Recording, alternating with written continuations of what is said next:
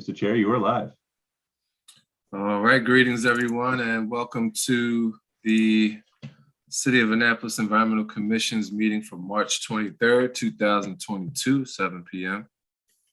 Looks like we have another great full agenda here. And if we could just go around and introduce ourselves, who's present in the room today. My name is Randy Ralph, and we can just go around. Allison, I guess. Hi, Allison Colden, Ward 7. Bill O'Leary, Ward 2. Jeremy Hansen, Ward 5.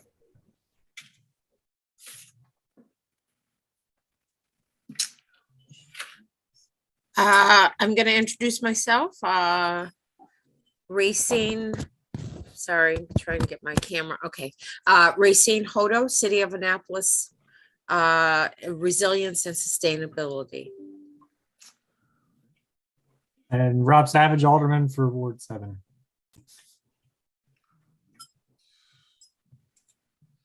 Okay.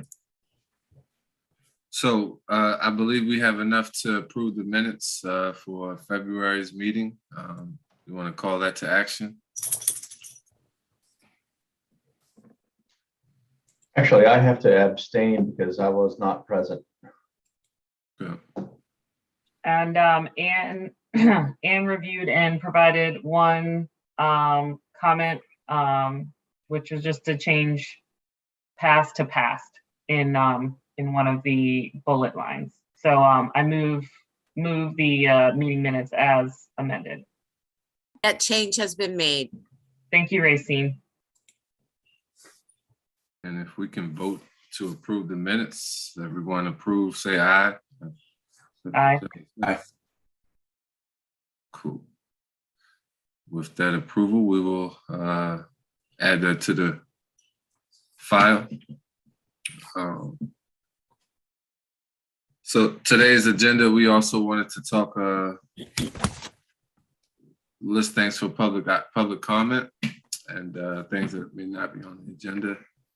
I don't have any pressing announcements. Does anyone else have anything that they wanted to share before we get into it?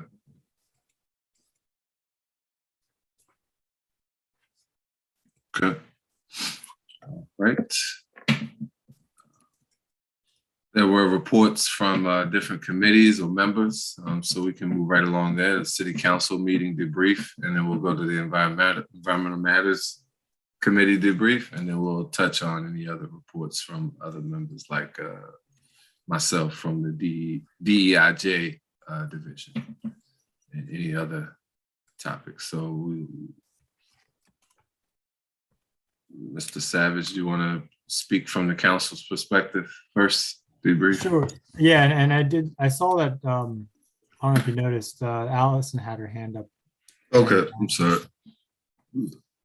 No, I was just going to prompt us on the council and the Environmental Matters Committee debrief. So Alderman Savage, happy for you to give us the firsthand account, or I could do that, but happy to have you provide us with that intimate knowledge you have. Sure. Yeah. So we just just voted on the electric ferry and the Annapolis electric mobility plan, and that did pass unanimously. I think it's one thing I kind of pledged to people is that I know a number of people raised concerns wanting to make sure feasibility study was done and that it wasn't impacting local businesses. Electric businesses, boat operators. And so that we're told that's going to be done during the feasibility and planning process that's built into it. I'll be asking for periodic updates at the Environmental Matters Committee and just to see how that's progressing. So it is exciting and promising, but again, that's only impacting transit that stays within the city. And so it's going to apply to it's going to potentially purchase a couple of smaller electric vehicles for shuttling around, as well as I think some larger EV shuttles. And at some point here in the next few years, I'd like to get something introduced to work with the commission to get something introduced to shift our entire fleet to electric, and at least develop a plan right for that. And so that's pretty much the only thing that happened. I'm trying to think if we have anything pending, and I don't think we have any environmental legislation pending at the moment. I'm working on a number of things for sediment control, for stormwater, and just to give you an update on. So we do have the budget coming up that's going to be given to us, introduced soon over the next few weeks, and yeah, I would like to see, one thing I would like to dig into is how much money we are, how we're spending the money from the watershed fund, the watershed restoration fund, and because and get a report from staff on the Green Vest.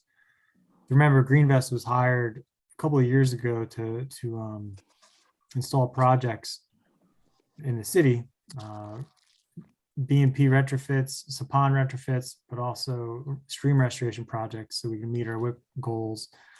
That hasn't happened. Projects just have not been able to progress, and so I still need to figure out why exactly that's the case.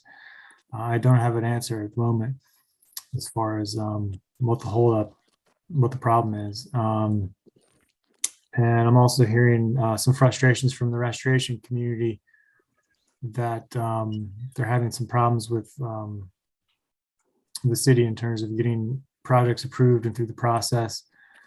And it's starting to get to a point where it's making it difficult to get funding in the city for stormwater projects. So that's also something that's kind of on my radar. If you have any information along those lines, anything you've heard from community groups, please let me know. But that's might work. I am working on legislation that's going to be making it clear that we want to prioritize these projects and help facilitate these restoration projects through the process. What kind of problems were you having? And then we'll go to Allison has a hand up. What kind of problems have these groups been having? No, what kind of problems regarding the progress with the projects? You said that the program itself was having problems. Yeah, I don't have a good answer yet. That's something I'm still looking into. Good. Allison. Thank you, Mr. Chair. And thank you, Alderman Savage, for joining. This is, I don't think intended to be like a grilling session for you, but since you're here, I'd love to ask you a couple questions. First of all, can you update us on the status of the resolution that you had related to the Parkside Preserve project? I know you were discussing amendments for that, and I just didn't know where it stood because the Environmental Commission did weigh in support of that resolution.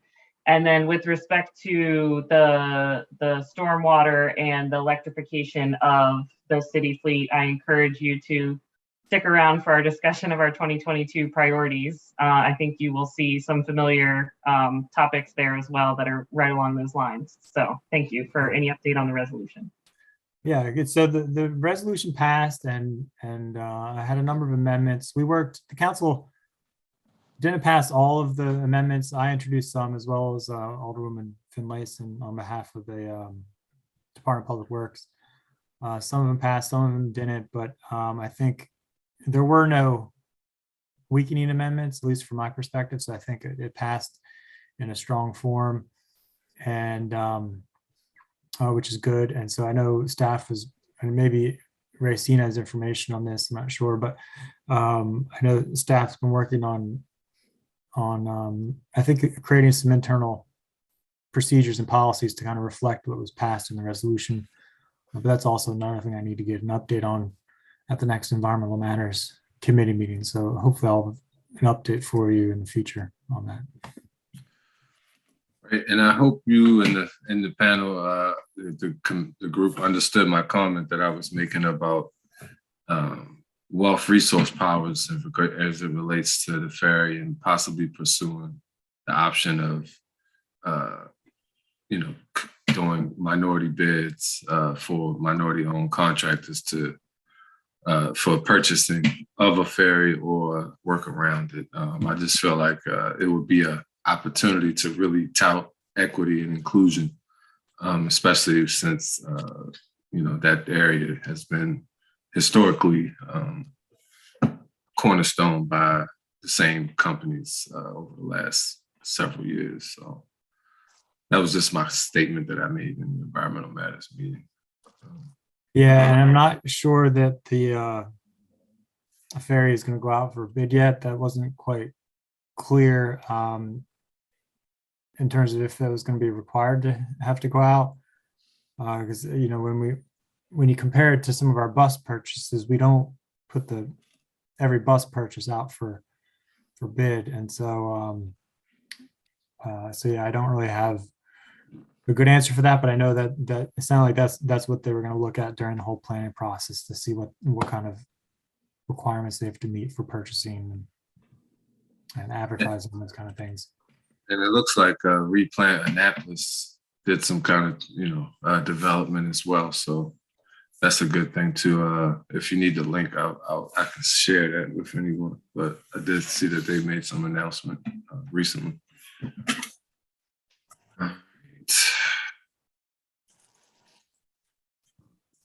Okay. Moving right along. So was there someone else anyone that wanted to respond up to that or after him from other groups? Like, we want to move on. Environmental Matters. Different groups. Yeah, I don't have any other update for Environmental Matters. Because we were focusing on the ferry legislation and also some things that came through the Port Wardens. Through the Maritime Advisory Board dealing with mooring requirements. But nothing I think that would be of interest to this. I mean, if there is something you're interested in, let me know, but I don't think there's anything else that came up.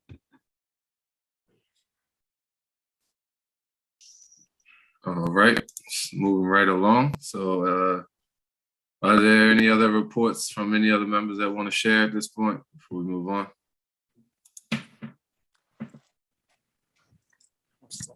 Cool. Oh, I guess, Mr. Chair, Mhm. there's one thing I forgot to mention, which we did spend a lot of time in Environmental Matters talking about the St. Luke's restoration project. I alluded to that earlier in terms of I was contacted by the NGO who's put the restoration in. Just they're having some difficulty closing out the project, and I know Public Works has been trying to work with them, but we had some disagreement about some of those details that were being required by the department, and in order for we were trying to get a better understanding of what is needed to close out the project and to move forward. So hopefully, again, that's another thing I hope to have more of an update on next time the Environmental Matters Committee meets. Good. But it's also with the Creek Cabinet. Hopefully they'll bring that up as well next time that convenes. Good. Yeah, I would love to hear maybe a little bit more background. Maybe you could shoot me a little something to catch me up to speed on what's going on with that. I believe it's been several years, even before, some of us were even in this spot. So a little bit of background would be great, maybe at another time or an email or something like that. But that would lay out what some of the challenges maybe currently. And okay, so moving right along. Does anyone have any other any things to share? All right, cool. So new business. We have a staff update from this deputy city manager or Racine. Do either one of y'all want to present now?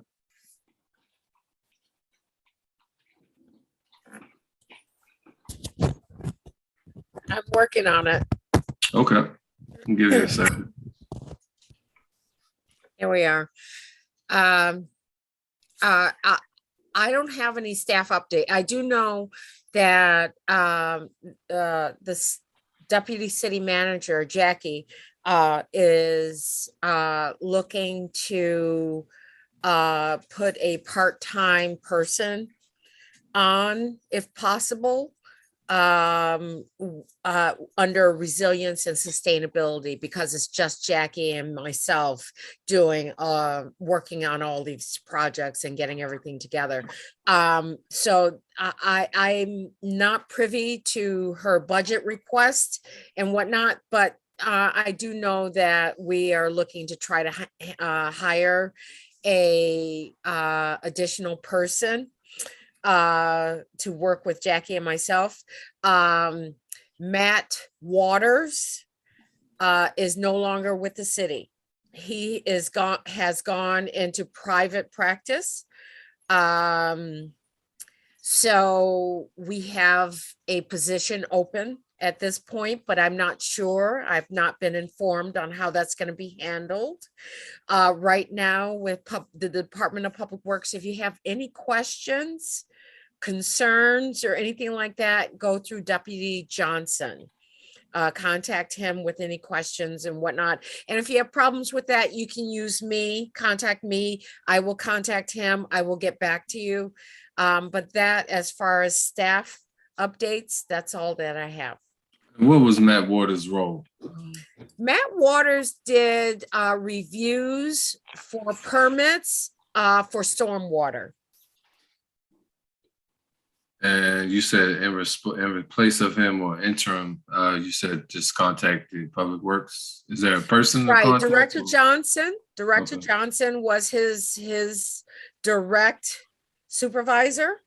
So any questions on that position, how it's being filled, who's replacing him, who's in the interim working to replace him or help out, Director Johnson would have those answers. But again, if you can't get through to Director Johnson, contact me. I will contact him. I will contact Jackie. I will do whatever it takes and I'll get back to you. And just curious, do we know where he's going? Is this where he's going to with his new company, or is he, you know?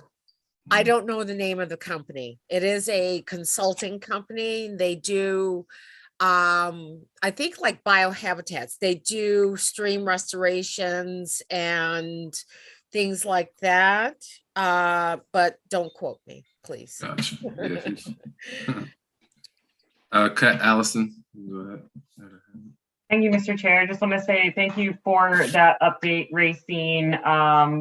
Hopefully I have my fingers crossed for you and Jackie that you're able to get that part-time position.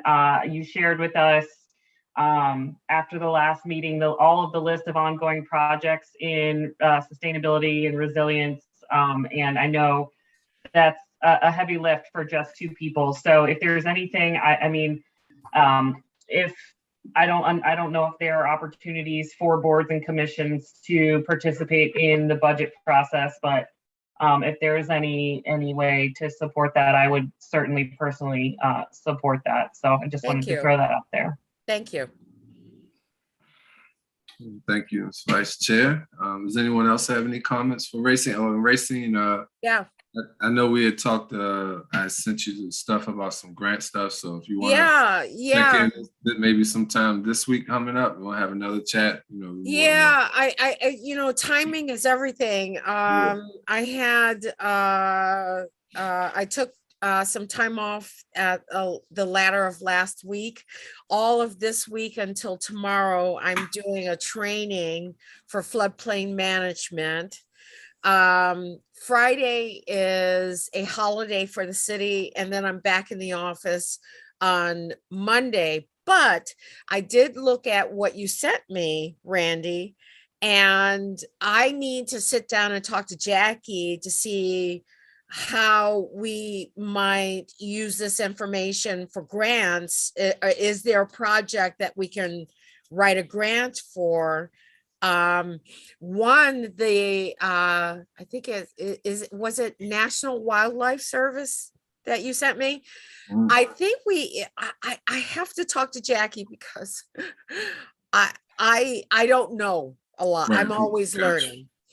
And I think that there's a grant that we might be able to target for the Hawkins Cove project, but I need to see if I'm way off base or if this is a good project. The deadline is April 28th.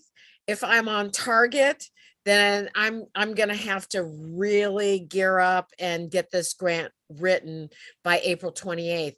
But Randy, thank you for sending that information, and I did follow up on it, and we'll see how if it works out, because we're targeting a low income area, and that's from the beginning of this project. And so the funds may work out. The grant may work out. Cool. And if you need any, you know, like I said, if you need any more talk, we can talk more about it. Yeah. Okay. I was also curious about Mr. Archie Trader and what's going on with his Recs and Parks division for the summer or for the spring.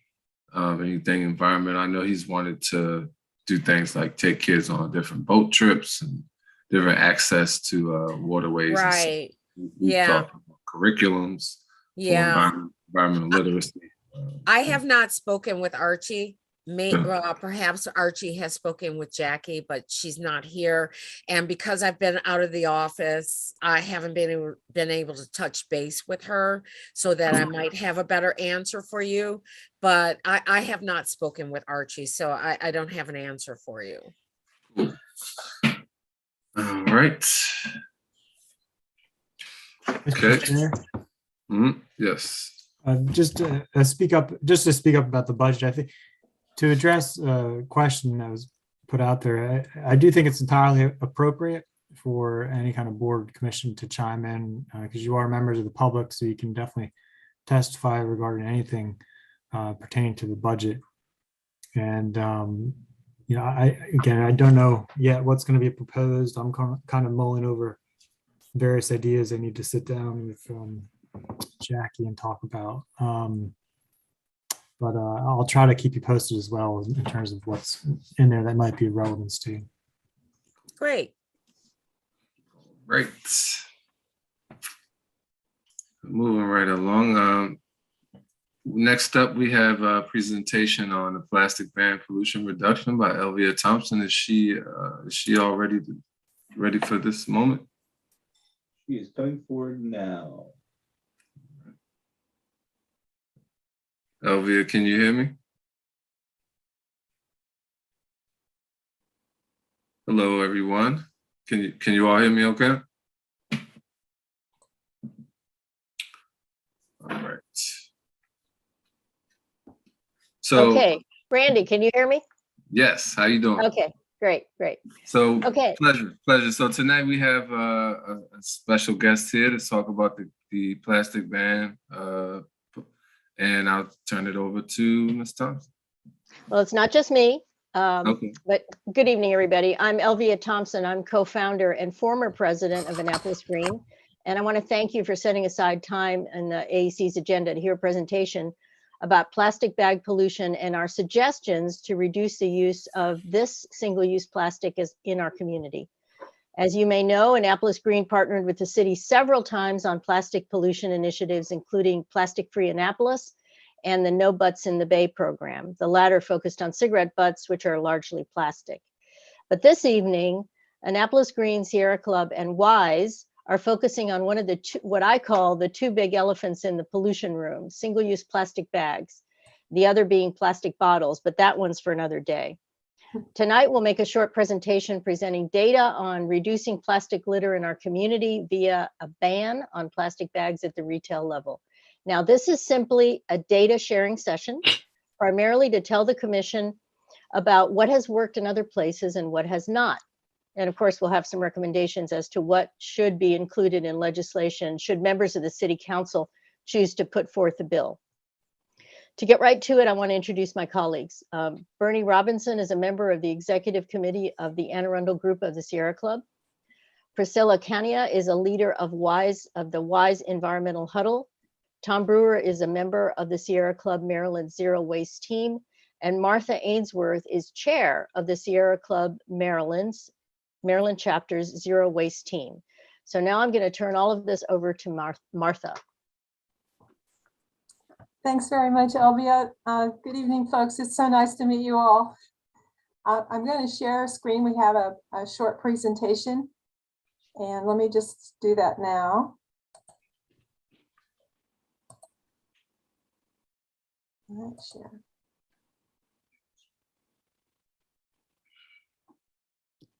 I think while Martha does that, I think the other folks that I introduced may just be listening. I'm not sure. So that would be Priscilla and Tom. So you should be seeing a There we go. PowerPoint. You see that? Yes. Okay, great. That's terrific. Okay, great. So as Elvia said, we've been collaborating with Annapolis Green and Wise at the Sierra Club on fighting plastic pollution in Annapolis and Anne Arundel County in particular. Following the success we had of the ban on foam food containers, and now we're working on the plastic bag problem. So let me just go down here.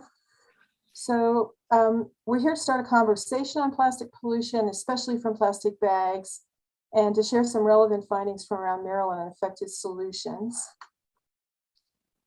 I'm going to go through the problem here. I think we've got people watching also, so I'll say something about the problem. The world's facing a plastic pollution crisis, and plastic shopping bags are a major contributor. We use those carryout bags for a few minutes, and they last in the environment beyond our lifetimes. Left in the environment, they break down into smaller particles called microplastics, which absorb toxins. It's not just marine life that's suffering. Scientists found microplastics in every human body organ, in human placentas, in drinking water, and it's now thought that we're ingesting up to a credit card's worth of plastic a week. It's even in house dust, which is really scary. The microplastics can't be cleaned up, and the plastics industry is accelerating production of plastic as a major destination for fossil fuels as the world is increasingly focusing on renewable energy. We aren't going to be able to recycle our way out of the plastic pollution crisis. Only 9% of the plastic ever created has been recycled, and the rate for plastic bags is much lower. They aren't accepted by curbside recycling because they foul the machinery. That's the photo at the right. That's in a materials recycling facility that doesn't accept plastic bags. That's even taking away the stuff that they're not supposed to be depositing. The plastic bags that grocery stores collect in the bins outside, they're not actually being made into new bags. Those that aren't contaminated are being downcycled into other products. So we really shouldn't forget also that the explosion in plastic pollution and single-use items is contributing to the climate crisis. Greenhouse gases, including very potent methane, are produced from extraction of frac gas through production of the plastic, through to disposal, and especially if they're incinerated. So I want to show you now, before we go down to some of the solutions, some data here from Annapolis. We've collected a single-use bag in Annapolis. The Sierra Club and volunteers from other environmental groups have done observational shopper surveys in 15 counties, the city of Baltimore, and several municipalities, including Annapolis. We position ourselves outside the exits of the grocery stores, and as people exit, we record what kinds of shopping bags they have. This is what it looks like for 5 stores, 2 Giants, 2 Safeways, and the Grawls in Annapolis, 2021 to 22. As you can see, about 18% of the shoppers in these stores that offer they offer in principle complimentary plastic and paper single-use carryout bags. No charges there. About 18% of the shoppers are coming out with a reusable bag or no bag, and 82% are coming out with single-use bags. 90% of those were plastic.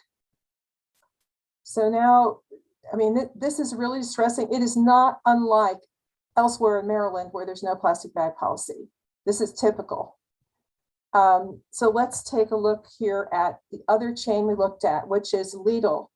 I don't know how many of you have been to Lidl. But at Lidl, they don't offer single-use plastic bags, and they charge for all other bags. As you can see here in this pie chart, about 84% of the shoppers are bringing their own bag or don't take a bag at all.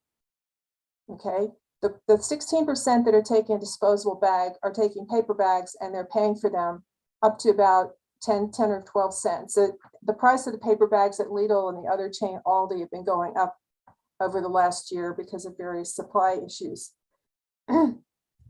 So charging for the paper bags also reduces their use. They do break down on the environment, but they have serious upstream environmental impacts in terms of felling trees, and there's a lot of chemicals used, really horrible chemicals used in the production of paper bags. They cause a lot of air and water pollution. But the combination, as you can see here, comparing the two sets of stores, the combination of no plastic bags provided and a fee on paper really does maximize the incentive to bring your own bag. So what can Annapolis do to reduce plastic bag use? So there are three main policies in play. One is a tax or a mandatory charge. In this case, in Maryland's case, it's just a tax on single-use disposable bags. By tax, I mean a fee that is collected by the government, the local government, and at least some of that is kept by the local government. Then we have several municipalities that have banned plastic bags outright, but with no fees on other bags. And then we have what we call the hybrid policy, which is considered the best practice. It's like what Lidl is doing, a plastic bag ban, carryout bag ban, and a charge or a tax on other bags. Now, in the Lidl case, that's an example of a charge. They're just charging people for the bags. They keep the revenue. There's no tax involved. And we're going to see in a minute Baltimore City's results, but also a whole lot of this. There's now 10 states that have plastic bag bans, and a lot, and many more local bans across the country that are hybrid. Particularly municipalities tend to have this hybrid one with a charge that's kept by the retailer. So let's look at plastic bag laws in Maryland. So I've grouped them into these three categories we just covered. Montgomery County and Howard County are the two counties that have a tax on carryout bags.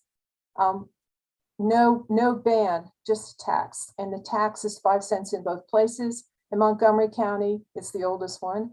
Both paper and plastic are charged. And in Howard County, plastic bags only.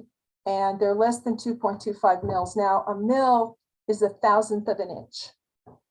And so they are banning plastic bags less than 2.25 thousandths of an inch. We'll have a comment later about the wisdom of having a cutoff point here in the thickness. But to move on, then you have several municipalities here that have banned plastic carryout bags. One reason that they don't have a tax is because they'd have to go to the General Assembly to get it. So they've just banned plastic carryout bags. Chestertown, Tacoma Park, Westminster, Laurel. And you can see that in several cases, they also specify the thickness. And then we have Alderman Schandelmeyer's bill was also proposed. It did not pass, but was proposed in 2020. That would have been an example, another example of a straight out ban on plastic carryout bags. Okay, then we have the hybrid. The hybrid has been adopted in the city of Baltimore, fortunately, which means we can look at before and after. I'm going to show you in a minute the carryout bag use in Westminster before and after their plastic bag ban, which that just went into effect in July of last year. I'm going to show you city of Baltimore before and after, so you can see the impact of a straight ban versus a hybrid. So they have a 5-cent surcharge. They don't like to call it a tax. They call it a surcharge, but it's basically a tax. That revenue is divided between the city and the stores. The stores get 4 cents. And it's a ban on plastic bags less than 4 mils thick. and a surcharge on other bags, including paper bags and any other kind of bag. Now, the Maryland General Assembly, not this year, but the past 2 years before that, had a Plastic Bag Reduction Act. And when it was originally introduced in 2020, it was also a hybrid bill. It banned single-use carryout bags, plastic carryout bags, less than 4 mils thick. And instead of being a tax, it had a minimum charge, like a price floor on other bags. So the stores had to charge and keep the revenue. They had to charge for the other bags, for paper bags and reusable bags, at least 10 cents. And that is to get people to use reusable bags. That's where we're headed. We want people to use reusable bags, not use single-use ones. And very similar in structure was the bill that Alderman Savage proposed also in 2020. I would have had a 20-cent surcharge, 10 cents of it. Well, he can explain it himself, but half of that went to the city and half of it for a water stewardship fund of some sort. And the other 10 cents was kept by the store, was going to be kept by the stores. I put what details I could distill from the bill here in small print. Okay, so now I want to show you the impact in Westminster of just banning their bags. By the way, they initially the language was very cryptic to the businesses. At the very last minute, they changed. They specified that it would be bags that are less than 3 mils thick. I don't know how they chose that cutoff, but that's what they chose. But I don't think that the stores initially in their reactions were thinking about the thickness yet. That could happen later, but they just wanted more clarity on what was actually banned. So before the plastic bag ban, we had 86% of the shoppers using single-use plastic bags, almost none using paper, and like 13% using the reusable unbag. So what happened as a result of the plastic bag ban, the single-use plastic bags virtually disappeared. This 0.6% is people who brought a single-use plastic bag into the store with them and came out with it because the stores were not providing them. The share using no bag or a reusable bag is almost half. So that's a huge improvement. But with no fee on paper bags, you know, many people shifted to paper when there was no fee on it. And, you know, with the consequences there. We're not aware that the stores spontaneously started charging for them, which they could always do if they chose to. We're going to do another follow-up in Westminster. We did this about 4 months after it went into effect on July 1st of 2021. I'm going to show you what happened in the city of Baltimore. So this is the effect of adding a 5-cent surcharge to a ban. So before the ban, we have Giant, Harris Teeter, and Shoppers. These were 3 chains that kept to the intent of the law, which was to not hand out film plastic bags, basically, and to charge for paper.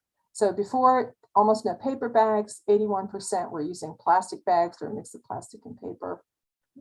There were very few paper bags, let me put it that way. It's kind of hard to find them in these stores. They're kind of hidden behind. If you ask for one, they'll look for one, but they're not out in the open. So you have about 19% here that are using any reusable unbag. So after the plastic bag ban, 2/3 of the shoppers had a reusable bag or no bag, which is huge. And about 1/3 were paying for paper bags. One of the things we don't know, this went into effect October 1st. And remember, there were a lot of supply shortages last fall. So then sometimes we found that reusable bags were actually out of stock in some of the stores. So it actually may be better than this. So this is what happens when you have a 5-cent fee on paper, in addition to a plastic bag ban. If you remember what we saw from the Lidl example, if they had a 10-cent charge, it would probably half this amount of the 33. Probably half of that wedge would go away, and we'd be very close to the Lidl model.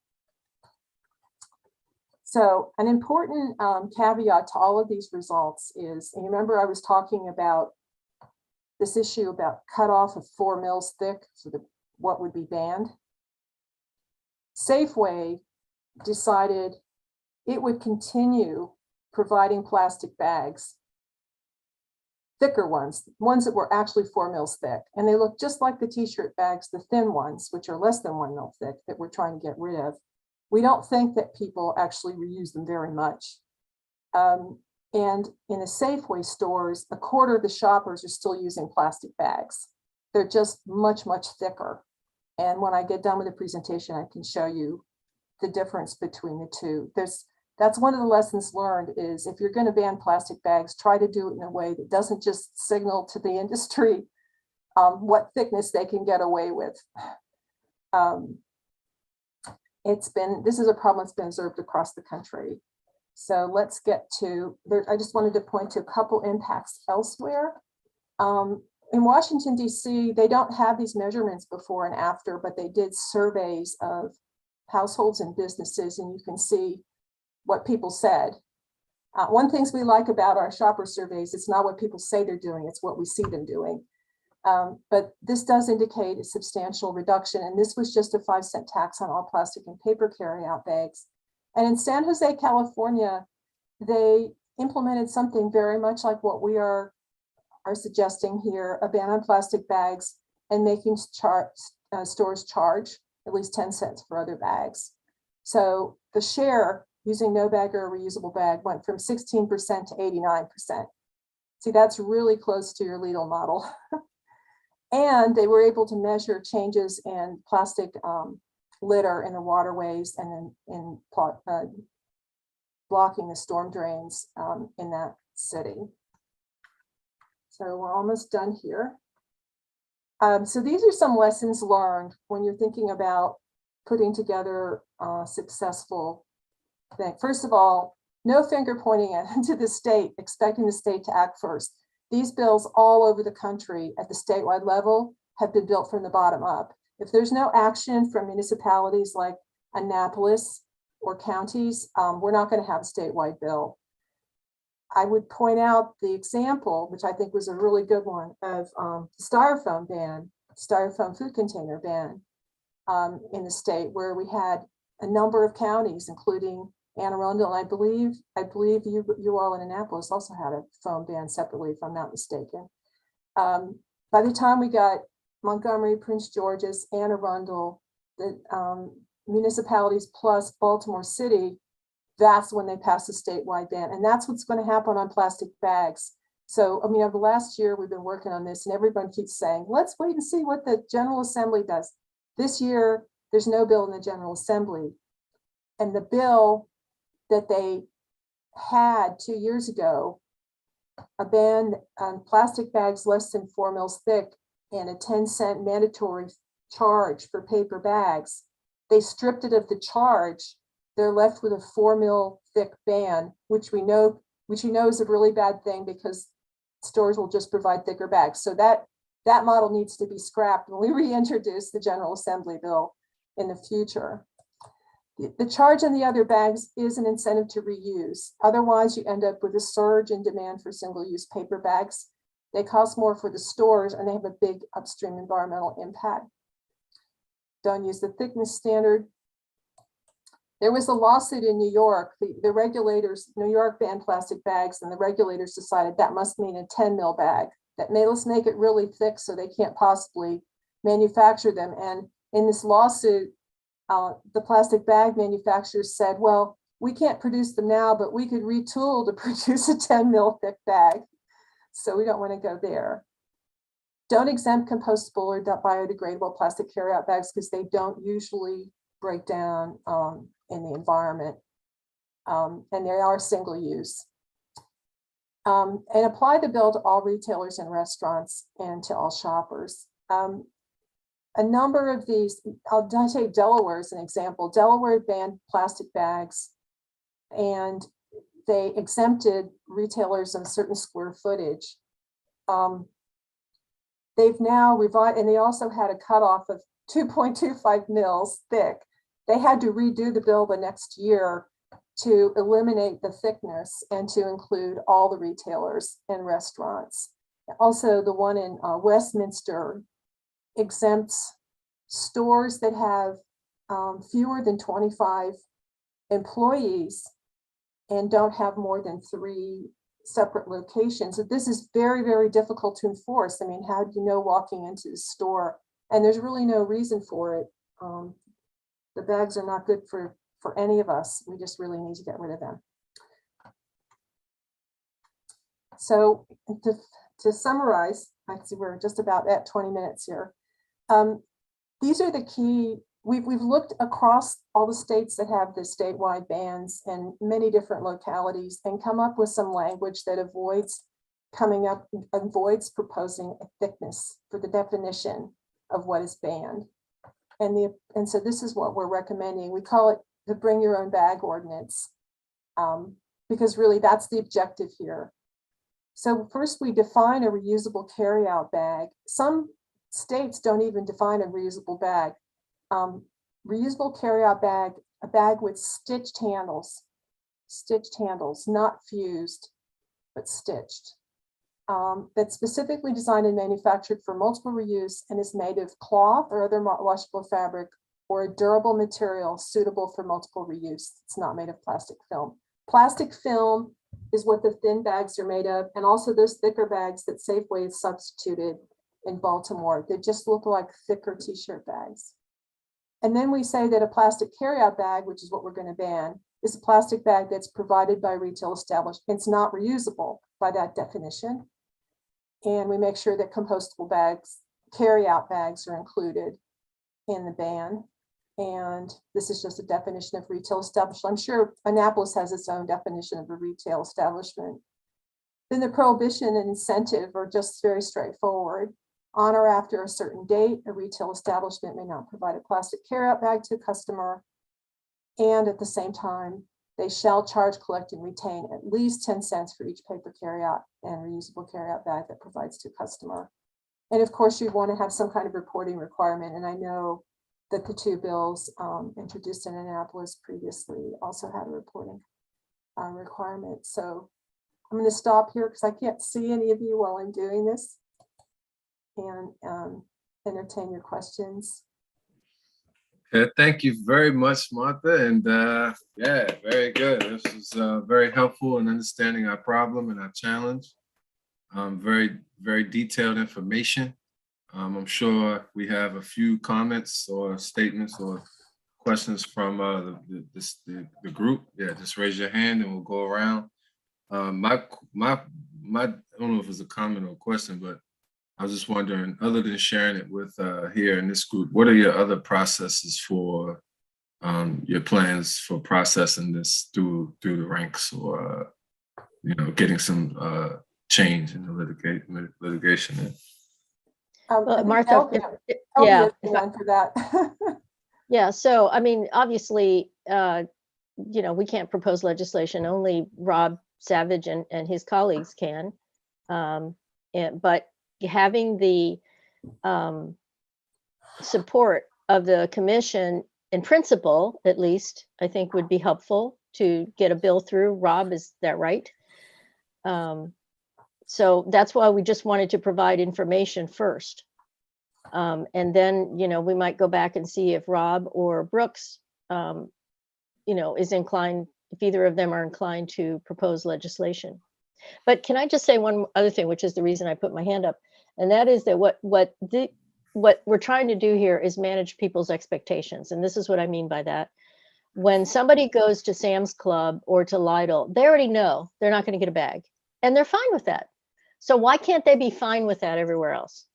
Yeah, we'll go to Bill O'Leary, then then Vice Chair, Ms. Collison, Ms. Allison, and then we'll go to Mr. Savage. Okay, thank you. And thank you for the presentation. My question was really just anecdotal. My family uses reusable bags, but we also collect or use paper bags. And we then in turn use those paper bags to line our trash cans and our recycling bins in our home. So we do reuse them, and we just keep a stock of them. And when we have too many of them, we go back to using reusable bags. And so I guess my question to you is, if the paper bags are really so bad, then what would be an alternative to lining my trash can in my home and my recycling bin in my home, because I don't want to buy plastic trash bags? Okay, so the answer to that is you could buy paper bags. I think one thing that the shoppers don't realize is that all the bags that are being handed out, the complimentary bags to checkout, whether they're plastic or paper, they're already paying for them in their shopping bill. It's a hidden cost. It's a lack of transparency, and that's what leads people to take more than they actually need, because they think they're not having to pay for them, but they actually are. So the value of this bill is that if you want to have the bags to line your trash can, you can actually get them at the checkout, just like you would get other merchandise, just like you would buy plastic bags in a package. And you're not paying in your grocery bill for the overhead of everybody else who's getting free bags. So presumably there would be, what it does is it eliminates, because paper bags are really close to 10 cents in cost, it kind of eliminates a big chunk of the overhead at the stores. So in theory, that puts a little downward pressure on prices, at least lower than it would be otherwise, because they do compete with each other on price. Like, if you go to Lidl or Aldi, they're really competitive. Okay, thank you. So does that make sense? It does. Mm-hmm. I remember when I was a kid, before plastic bags were invented practically, we had an aluminum trash can, and we always put our garbage in a paper bag. Yeah, we So do it's the same. exactly right. Okay, all right, moving right along, we'll go to Ms. Golden. Thank you, Mr. Chair, and thank you all for that really informative presentation. I appreciate it, especially as scary as those facts and figures were. It's good to have the knowledge. Just a question for you with respect to the proposed definition you guys brought up for defining the plastic carryout bag. Do you know, or I'm sorry, either or, the plastic bag and the durable reusable bag, do you know how those proposed definitions compare to the definitions that are currently in the state code? Because I know a couple of the jurisdictions that have bans in place just reference the definitions of those that are in state code, and I'm just curious if what you are proposing is consistent with those definitions, or is it different? I don't believe there's a state definition of a reusable bag. Okay. And so what happens is when you ban, and that bill I was talking about, the General Assembly bill, when they stripped it of the fee, when you strip it of the fee, even if the cutoff's 4 mil, if they hand out thicker bags, they still have to charge for them. But they may not be, but what they do is they go around calling them reusable bags because they're 4 mils and they're not banned. So, yeah, so I don't believe that there's a definition, but while we're on the subject, I just wanted to show you the difference. Okay, this is the cheapo bag, right, from Giant. This is what you find floating everywhere and in the trees. This is the plastic bag that Safeway's handing out in Baltimore, and also Target. In fact, Target was only, now they're charging their 5 cents for it, but you see it's another t-shirt bag. And when you get to the checkout, all the racks where they have these bags open, ready to embrace your groceries, lined up. Instead of the thin bags, they have these thick bags there. Now, they're calling them reusable. The Baltimore bill doesn't have a definition of a reusable bag. The stores are calling these reusable bags. These are the ones that are banned. But they're not nearly as robust, I think, as some of the bags that we have, personally, the ones with stitched handles that most of them might have lasted 10 years, So this is what they've got. They don't even have a flat bottom to them. Okay. Thank you for Um, sharing. Yeah, thank you for that demonstration and good point, Alice. Did you have anything else? Yeah, I had one other quick comment, if you don't mind. I just wanted to point out, I think some of the observations that you shared with respect to the ban plus the fee, I think are pretty compelling. I did share with my fellow members of the commission before this meeting, though, the memo from the Annapolis city attorney with respect to the legislation that was introduced previously that included a fee. And I think you mentioned this earlier in your presentation, but the interpretation there was that the city did not have the authority to levy the fee. I do think that there are ways to address that. I think we could work with the county as a charter county on that, or some other creative ideas that hopefully Alderman Savage has been pondering since 2020. But I do just want to throw that out there as obviously a challenge that the city would have to face, that some of the other jurisdictions, Montgomery County obviously has taxing authority, and I believe Howard County got a bill through the General Assembly to add a special exception for taxing with respect to plastic bag reduction. So I just wanted, it looks like you guys are aware of that. I just wanted to make the public aware of that as well, that there are some special challenges in the city. Thank you, Mr. Chair. But Allison, that is the case if it's a tax. In other words, if the money is collected by the municipality or the county, and we don't believe that that's the case if the money is kept by the retailer, and the retailer may choose, not to charge, also, which kind of defeats part of what Martha was saying. But in other words, it's not a tax if the money doesn't go to the government, if it's not handled by the government. At least that's our understanding. Did you want to add something, Martha? Yeah, okay, you'll eventually get the presentation. I think you'll have it. But we've looked into, I would love to hear from your city lawyers on this, because it's what Elvia said. All over the country, the reason why municipalities and sometimes counties have adopted the hybrid where the stores keep the money is precisely because they'd have to go to the state government to get, permission to tax. A lot of them would probably like to tax. So some of them, 10, 15, even 25 cents, the stores have to charge for the bags and have to keep it. So if you look at the Maryland Code, there's a local government article, there's express powers for municipalities. It says the legislative body of a municipality may adopt ordinances to protect the health, comfort, and convenience of the residents of the municipality. And it's that kind of language that has enabled all these other places across the country to locally have a charge. It can't conflict with state law. So if the state law said you can't require them to do that, then that would. So I'd love to hear from the attorneys. It also says a municipality may establish and regulate markets in the municipality. That's also in the powers, the express powers in municipality. And there's more there. It's on one of the slides that. Okay. So we'd love to hear from the lawyers to see what they say about it. And that's kind of what I was mentioning about what your processes were in this whole regard. But good point, Mr. Alderman Savage, and then we'll go to Bernie, and then we'll go to Paul, and then we'll go to Jeremy. Thank you, Mr. Chair. Regarding the fee and the law office, we didn't even get to that question because we withdrew it because of COVID, and businesses were pretty scared at the time because of that.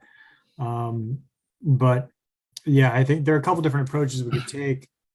I'd have to give it more thought in terms of if we want to just move forward, regardless of the Office of Law opinion. We could still try it and see if it ends up in court, see if the state says anything, and then try it differently. Nothing has prevented us from trying it out. The other thing, as was mentioned, is that we could just require that these grocery stores put a fee on it themselves. That kind of gets around it, but the unfortunate part is we don't get any revenue off of it. It would be good to get revenue to help support some of our environmental staff and programs and cleanups and that kind of thing. So, and I am interested in introducing something again, but I also think we need to be pretty strategic with it in terms of when to introduce it. And I think factor in any kind of lingering COVID concerns from the retail stores. I'm sorry, well, yeah, from the grocery stores primarily. But they're big enough where I suppose they probably shouldn't have been impacted too much by COVID. But that's something we'll definitely need some information on. Also, I was wondering if you could send this presentation, one of you could send it to me because it has a lot of good information I could use when talking to the rest of the council. Regarding, so it sounds like there's no municipality in Maryland who has tried to implement a fee. Is that correct? They haven't tried to require stores to charge and keep the money. That's right, not yet. And, you know, we've raised this also at the county level for the charter counties. And, you know, what the lawyers typically say, I think the lawyers are very conservative in their interpretation. They don't want to be out on, you know, they'll come back and say, well, you know, there's Montgomery County has this tax. And well, of course, it's already authorized to do this by law. But Howard County has a tax and they need to go to general assembly. So in order for there to be any charge, it has to be going to the General Assembly, but this is not a tax. This is not a tax if you require them to charge for their bags. Yeah. And, it would be nice to be able to collect some money, I agree, but the stores would then be, I mean, what I thought was interesting about your bill, Alderman Savage, was that it was 20 cents and it was 10 cents to the stores, and which is about how much a paper bag cost at the time, and 10 cents for the city. But if you were to just do a straight tax, the stores would still be paying for all these bags that are being, you know, paying for all the bags and handing all the money over. So it would still keep the overhead pretty high. It's their decision to charge. I mean, not to charge. It's totally in their control. Yeah. So, and I do have some other questions regarding Westminster. I'd be curious to see, and for Baltimore City, if that improves over time as far as the percentage of people utilizing reusable bags. I know we only have 1 year's worth of data, but if hopefully the Sierra Club would be looking to keep track of that in the future to look at some trends. I'm a little worried about the increase in paper bags, but maybe an increase in the fee would help to deter that. You know, and I'm also curious if you have any kind of data from DC as far as how many customers still get plastic versus paper versus reusable. Good. And we'll move right along to Mr. Bernie, and then we'll go to Paul and then Jerry. Thank you, Mr. Chairman. 3 points. If there ever was to push the edge and charge the hill for a worthwhile cause, a worthy cause, this is a worthy cause. Who likes to look at an unsightly bag in a tree or in the waterway or in the storm drain, and not to mention the impact on wildlife and the long-term health? I mean, part of a green community is having a pleasant area to look at instead of a bunch of trash flying around. Secondly, to clarify, not only Lidl's, but also Aldi's initially had a charge of 10 cents. They increased it to 12 cents because that's their cost of the bag, and they're passing that on to the consumer. So I'm a firm believer in equity and conclusion, but the equity currently, the way it stands, is we are funding for any other store that's giving out paper bags, or they're giving out plastic bags. All the customers are funding that. We are carrying that burden on our shoulders. And that is the wrong type. That is inequity. It's not fair. And it's the wrong type of inclusivity, because we don't want to be included if we're using reusable bags. It's not fair. Secondly, or lastly, And so there is a cost to those paper bags. And so I think it is right and fair that the stores be able to recover at least some kind of minimum cost. And it ultimately it's up to the customer to use a reusable bag or not. And thirdly, I wanted to further clarify, Martha showed the Safeway new plastic bag that it claims it's reusable 125 times. Well, I can guarantee if you carried 2 gallons of milk in it, you'd probably get less than 25 times. And the worst thing with that type of plastic bag, that type of thickness danger, if you don't just wipe them all out, is those things up in a tree will last forever. They'll never come down. And they'll never, they'll be really clogging the waterways. And thank you very much for. Thank you for your statement. Thank you, Mr. Bernie. And we'll go right on to Paul and then Jeremy.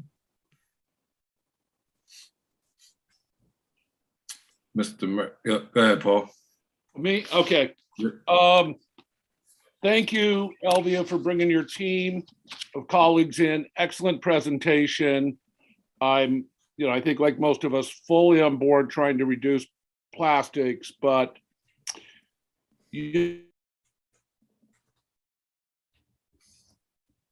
Oh, looks like we lost him. I'm sure he'll be right back on immediately. We'll go ahead on to Jeremy. Okay, I guess, yeah, thank you for the presentation. That was very informative. I have 2 things. The first one is an idea, just for maybe Alderman Savage or whoever could get the legal office to look into this. But if we ask the stores to collect a fee and then want a portion of that, rather than going to the city, for example, maybe could it go to the Resilience Authority? Would that be a workaround? I think that would be an interesting legal question to look into, and that might be a workaround potentially. Then the second thing I had was, how has anyone looked into or assessed how this interacts with if you're charging on, if you have a charge on paper bags, how does that affect curbside pickup? I know that's something that's really taken off during the pandemic. I personally, we personally started doing that to avoid going in the stores, and have continued using that option just because it's so darn convenient, honestly. But obviously in that scenario, I don't have the option to use my reusable bags that I have. They use paper bags. So that's just something I think we'd have to consider, because the consumer doesn't have control over that. But if there's a way for the stores to accept old paper bags and reuse them, I'm sure they could figure that out potentially. Okay, thank you for sharing, Jeremy. Does anybody have any response or responses to any of those statements from those different people? I would say something about, we had a really interesting discussion, and you might want to consider this, with the sustainability office in Baltimore about the rollout of their plastic bag ban with the surcharge. And the biggest hiccup, they did a great job. They had wonderful reusable bags they were handing out to a lot of people. Baltimore, beautiful. They were very stylish and everything, and a lot of good planning went into effect. The biggest hiccup they had was because it was a tax, they had to do all kinds of programming and train the retailers on how to enter the money. And I mean, there were all kinds of issues there. It's a huge, actually recording the revenue and getting the stores. So it is a very big deal. It's going to cost, it was very tricky, and they were still working things out. So it's not just like you can somehow get some of the money to use. I think actually you would end up collecting it if part of it was going for another thing. But ask your lawyers. I'm pretty sure that, but it actually makes the bill much more complex and costly to the city in terms of managing it as well. So there's a trade-off there. It's a cost that you end up taking on to try to manage the collection of the money and who's turned in the right amount. So I would really encourage you to see if you can get like a meeting with them to go through what they experienced And they do know about the thicker plastic bags as well. And I think there's probably going to be some kind of fix from the city council in a year or so to do away with that. And on the curbside pickup, it's not a problem if the curbside people use a paper bag. It's just that the person who orders it should be paying for the bag. It's along with the food. It just needs to be more transparent.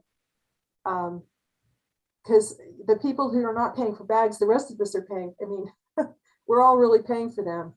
So just make it part of the order. Okay. You can use them for your trash.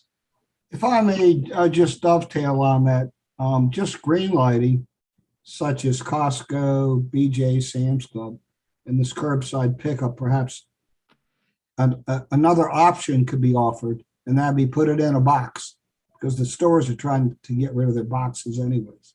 Then there'd be no charge. Voila. Okay. All right, and Bill said his laptop died, so he said push him to a later, and when he gets back on, we'll just open it back up for his statement. So Randy, before you kick us out of here and go on to other business, can I just invite the members of the Environmental Commission to join us at Green Drinks tomorrow night? Sure. It's the first one in 2 years. We stopped because of COVID, and it's down at Homestead Gardens, 5:30 to 7:30 in Davidsonville. And that's where all the environmentalists show up. And what's the address there?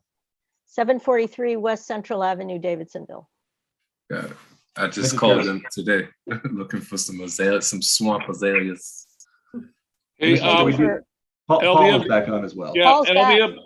Elvia, before you depart, stay on, please. I think you heard, I'm sorry, I was on the floor stretching, and I have plenty of battery, but it turned off. So anyways, big fan of Elvia and her efforts and the colleagues you have. I'm also against the plastic bags, but you guys have a feel for me.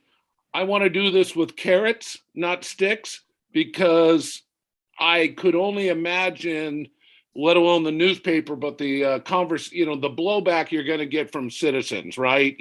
So you are correct. When you go to Sam's Clubs and the Swedish, the Lidl or whatever it is, that's your expectation. So, whether it's the store manager dealing with people, there's going to be some blowback. So the smoother we can make this, the better. So here are a couple of my thoughts. They're going to have to be worked on, so a couple of things. I feel it's a fee, not a tax. I don't want to get into the legal end because that ain't my shtick, but we pay a fee when you change your tires. They take your tires away. When you have an oil change, and many dentists charge a fee that came out of HIV. So there was a disposal fee for the entity, the oil change, the tire, the dentist, to take away your old junk. And here, maybe the store is not going around and picking up your old plastic bags. So all we're doing is socializing the loss, right? So I would stand tall that this is a fee and just point to tires and oil and that stuff. So one idea, and so if the store keeps the money, and I'm always going to try and lean on the low side instead of the high side, and if we charge less than what a paper bag costs, I don't mind if one store charges a couple of pennies more, but I'd like to see the store with the revenue, not just fattening their bottom line, is you could do something like, this is just a suggestion from tonight, is the store is going to harness X amount of revenue. Well, maybe one of their managers or someone walks around and hands out some gift certificates to shoppers exiting with a good reusable bag. The people that are doing the right thing, what's wrong with the Grawls or Trader Joe's guy tapping them on the shoulder and saying, here's a $10 gift certificate or 20, I don't care.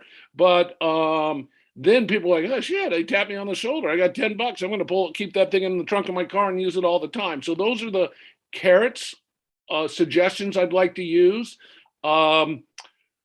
Paper bags break when they're wet and there went my nice bottle of wine crashing on the sidewalk. So I know I should bring paper reusable, but maybe sometimes that doesn't always happen. So I don't know what the answer there is. One answer, of course, is for the store to have minimally acceptable or more than, an acceptable reusable bag, and don't try and make a big margin on them. And so I bought my $2 wine. I buy a $1 bag to carry it home in. But paper is not everything, because it does break when it's wet, and that's a problem. And we don't want people going, oh, well, I'll just buy a plastic bottle, because if I drop a plastic bottle, it won't break. So, and I would say no city revenue, period. I understand the city would like to have more revenue to do good things. I'm a huge fan of Rob and what he's doing. It's not just Rob, it's the whole environmental community. They're on the right track, but I don't want to see little hidden fees, because that gives voice to, I shouldn't say someone locally, Herb McMillan, and it'll be your 41st hidden tax you put in, or something like that. So I don't think it should go to the city. And I would be, I don't know how big of a number it is, but Kate Bohannon did the lovely job of taking us to the transfer station, which is the recycling, place is putrid, woo. But they pointed out, as in your presentation, they said this was 5 or 6 years ago. They said the biggest problem they have in that whole, it's a incredible Rube Goldberg contraption that's almost a football field long, how they sort everything. It's impressive. Really loud and really smelly, but impressive. Plastic bags are their number one problem. They said 5 or 6 times a day they had to stop this enormous, and again, I'm going to use the Rube Gold, it's quite a contraption. They have to stop it and pluck out a few bags. And I'm sure the starting and stopping is not good for big machines, let alone reducing the throughput. So it would be interesting to see, and apparently Annapolis already receives a better rate than some other cities who do not have as much recycling. So there is some savings the cities already had there, and maybe they can push to, and Rob, you could find out, how much do we pay that place in Jessup? Is it $100,000 a year? Is it 500? I don't know. But maybe we could push our costs down a little further. I am all for all the projects we're trying to do, but I don't want to hide unless the tax or the fee is going directly to solve that problem. That is fine. But if we're just doing it on a little side gig to create a little more money, you're going to get some noisy people coming back at you. Gotcha. And fully agree, regardless of the thickness. We just got to ban the bags. Otherwise, it's just going to be a whack-a-mole on different thicknesses. And perhaps one of my final comments here is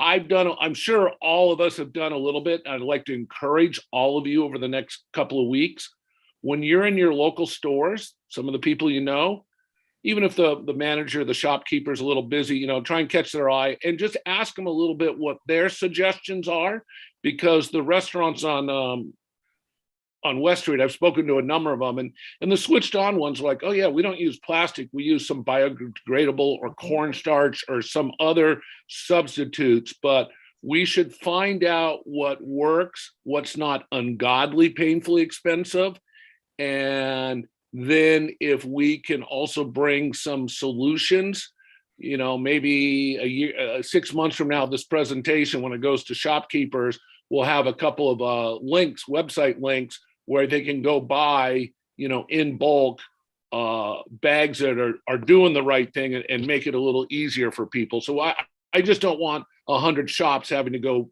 crawl through a dark forest trying to find their solution. So if we can bring more of that to them, and the Main Street Partnership, the West Street, the SOFO, those are the Eastport, those are good people to pass down the information of quality alternative solutions.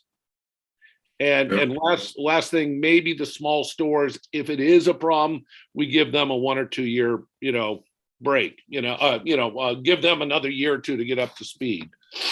So those were my thoughts. But the big thing, guys, is carrots. Carrots, not sticks, because this is gonna, the public, you're gonna get a lot of noise from the public. Go ahead, Elvia. And then Martha. Yeah, just two things real quick. First of all, I want to say that the work for this was really done by the Sierra Club and WISE. Okay, Annapolis Green was the cheerleader. And secondly, if Annapolis goes ahead with something like this, then I really do believe that the county will follow. And it's important to have the city and the county in sync on things like this. I think Rob would agree with that. That's it. All right, go ahead, Martha. I was just going to say that Paul brought up this issue of small businesses. This requiring them to charge for the bags is hugely helpful to small businesses. It means that they are not having to somehow provide these bags, complimentary paper bags that are very expensive, that the shoppers are actually paying for them, and all the other stores have to do the same thing. So it's hugely beneficial to them. They totally reduce their overhead that way. So that's a real benefit. Good, thank you, Martha. And Mr. Savage, Alderman Savage. Thank you, Mr. Chair. Just quickly, as I mentioned timing earlier, and I think somebody else mentioned having the county follow suit. I do agree it's good to have us both do this. If that's the case, we may want to consider, again, time in terms of whether or not this should be done perhaps after this county election. I'm not sure this is likely to pass in the middle of the campaign season for the county, especially in light of the other thing I thought of is just simply the inflation and the increase of cost of living due to the inflation, but also due to Putin. It's something that we're going to have to be wary of if we go along the route of proposing any kind of new fees. So that speaks to, I think, Paul's point of maybe looking to start with some incentives. Just thinking out loud about this. So thank you all. And so as the commission develops any recommendations, definitely be helpful for the council.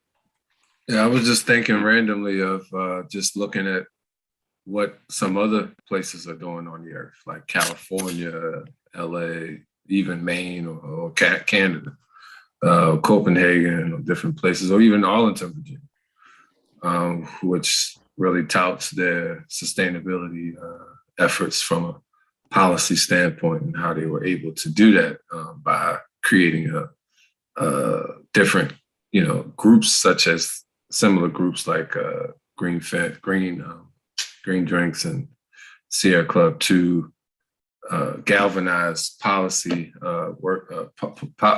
government workers and county and city and federal level to make the case for why they wanted to make these policy changes.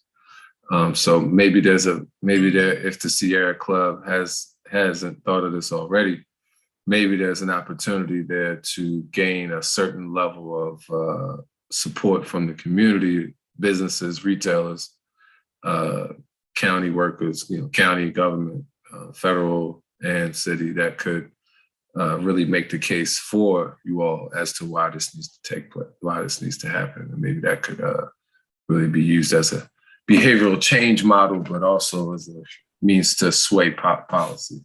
So I think once people start to express equally, once there's a shared consensus amongst not only communities of practice like these that we're involved in, but also from some of the seats that are in the policyholders' positions, then the two may converge and may come to some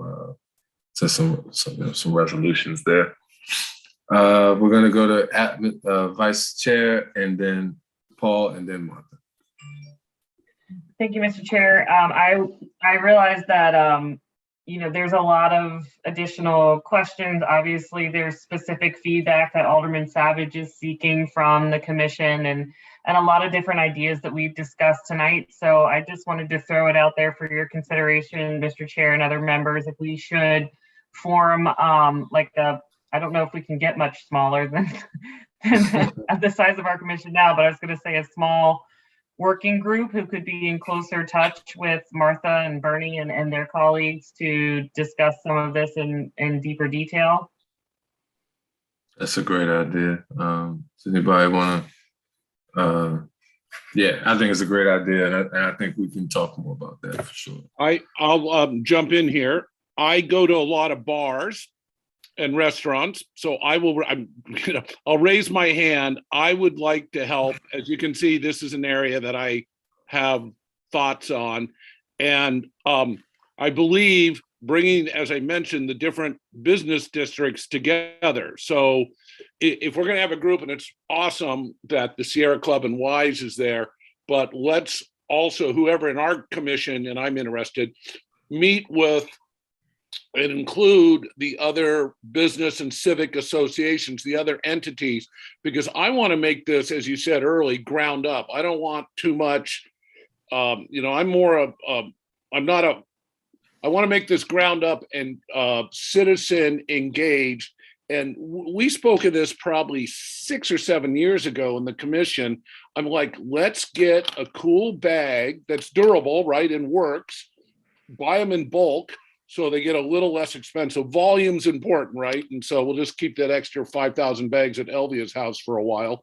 I'm kidding. But make it with a nice line drawing and ink drawing of Annapolis, right? Maybe a map on one side. I'm not going to, make it an interesting bag. Make it cool enough that tourists from other areas, I have bags from other areas, the locations that Randy mentioned. So if we have a cool bag, whether tourists buy them and take them home and use them elsewhere, that's fine. And Annapolis name is there. Maybe the visitor center or the tourism guys will chip in a few bucks. But if we make a good bag, make it affordable enough, and have all the retailers buy in, even if you forgot your paper bag, if there's a decent substitute that looks good and is not way overpriced, that I think that's going to make a lot of people happy. And I agree with what you guys saying. We're changing public perception, and it might take a while, but if We already have the tagline for it, Paul. yes, Plastic free Annapolis. okay. Well, and I thank you for taking the lead on this, Elvia. I'll have you work on that bag, okay? But thank you.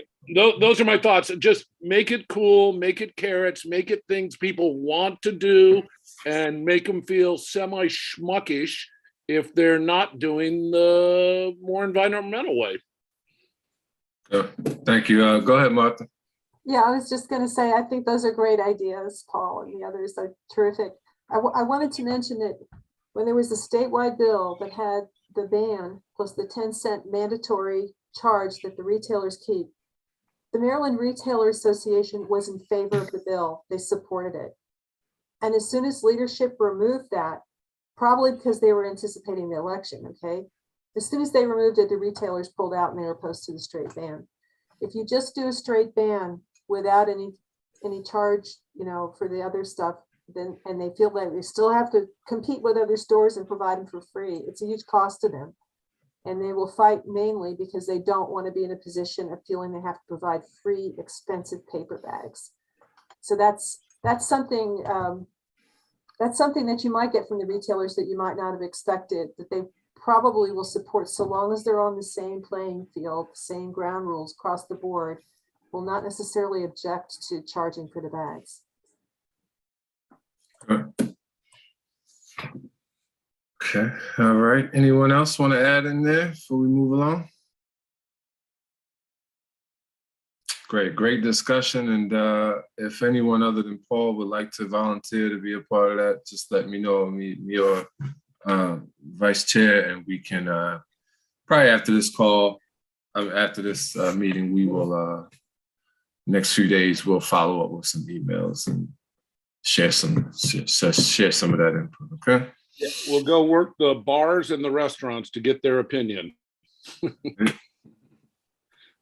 There's plenty of them that in the area. And again, I agree.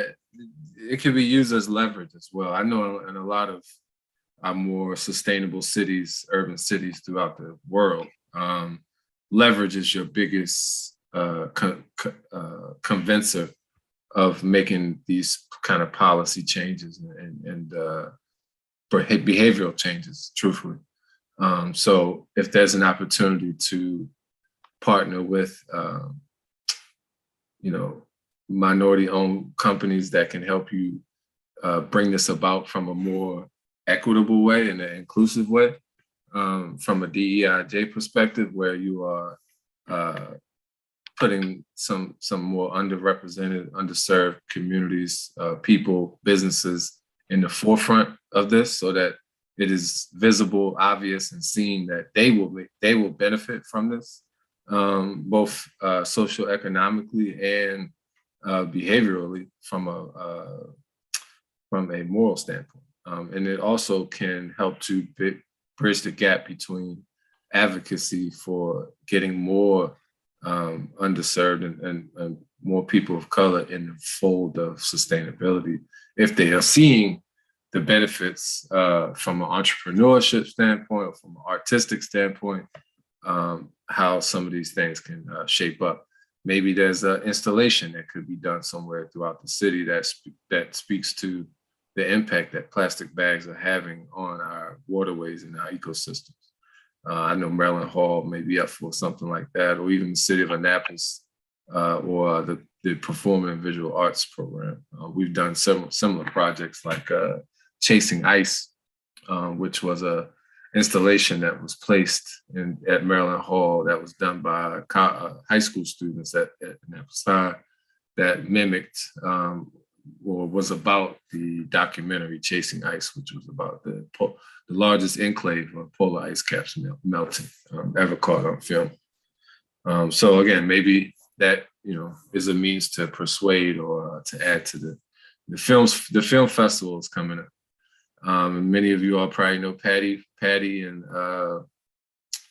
I can't remember her other name, but they have contacted me, and they basically expressed that there are several environmental sustainability films that are being rolled out this year, and an environmental panel that they're going to be having, where they're going to be inviting producers from these environmental films to be on panels with people such as all of us in this room. So that's another opportunity. Maybe the film festival and Patty and some of them would be willing to take a year to take the research gathered by the Sierra Club to do a small documentary on the impact of plastics in our local areas. And that also, again, could be used as leverage to persuade and get people to take hold of this. All right. That's my 2 cents. Moving right along. Next up, we have thank you for participating. Thank you, Elvia. Thank you, Martha. Thank you, Mr. Bernie. And I will maybe if you could shoot me something about the event tomorrow from 5:30 to 7:30, and I can share with my circles, and we can get the word out for you all a little bit more. Maybe I can make it a double whammy and get my swamp azales. I'm trying to get, hey, what's up, man? Excuse me. All right. So moving right along on our agenda, next we had unfinished business that led to the review and the approval of our 2022 AEC priorities. Ms. Vice Chair, do you want to touch on that? Sure. I can share my screen where I have our draft priorities. Hopefully you all had an opportunity to review and again for your contributions to our 2022 draft priorities. So tonight, what I'd like to do is just run through them quickly. Again, hopefully everyone on the commission to peek at them before this evening.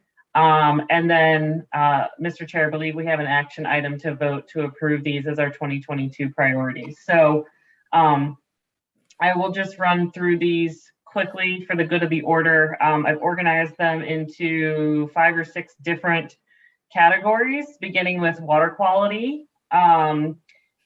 And a big one here is collaborating with the city staff on updating and improving their code and inspection and enforcement protocols. You all may recognize this from our recent conversations around the Parkside Preserve project and our ongoing concerns with respect to stormwater and sediment and erosion control inspection and enforcement on development sites. So that is ongoing, which I think would be engaged.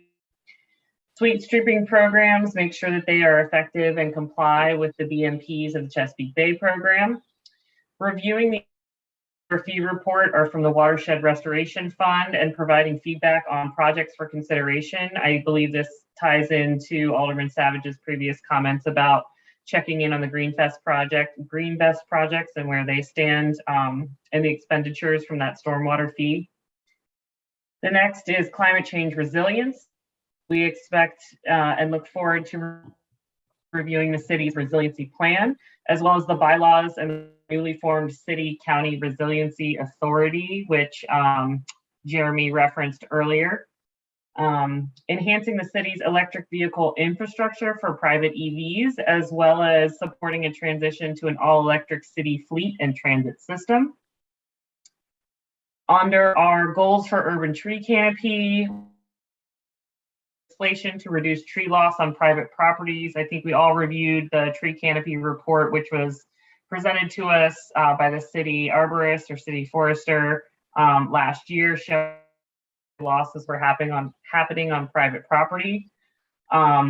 We would like to work with the Conservancy Board and wards with high canopy loss to identify opportunities for reforestation. I think here building upon the Greenway plan and areas where it identified priority conservation areas. Harness state funding for urban tree canopy projects. So for example, last year there was legislation that passed the General Assembly, which sets aside funding for 5 million trees in urban areas. And City of Annapolis would qualify for some of those 5 million trees. So making sure that we can help the city steer some efforts towards harnessing that funding and opportunity. Working with the city on a resource needs assessment for maintenance of trees on city properties, including invasives removal. I think we in this commission have heard several times that it's just hard to keep up with all of the maintenance necessary to keep the invasives under control and keep the trees properly maintained. So I'd like to see what those needs are so that future efforts around budgets and efforts around city staffing, the commission can support those priorities. Land conservation and improvement, identifying opportunities for development of community green spaces and gardens. Prioritizing safety in public parks and green spaces to make nature a welcoming space. And under development, reviewing adequate public facilities requirements with respect to things that have an environmental tie-in, not necessarily just the requirements for parks and green space, but other public facilities that tie into environmental issues. Requiring increased energy private developments. There are currently LEED certification standards for those, but we've listed here increasing those certification requirements to LEED Gold and LEED Silver respectively. And then our standard providing feedback on priority development projects as they will continue to move through the city's approval and permitting processes.